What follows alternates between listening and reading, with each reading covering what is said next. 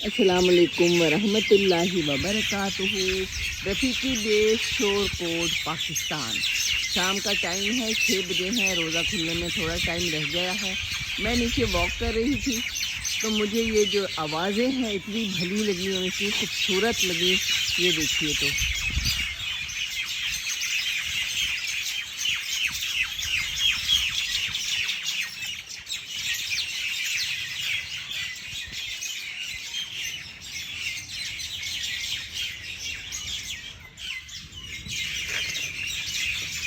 ये भी रोज़ा खुलने की तैयारी कर रही है ना। कुछ इफ्तारी बना रही होंगी।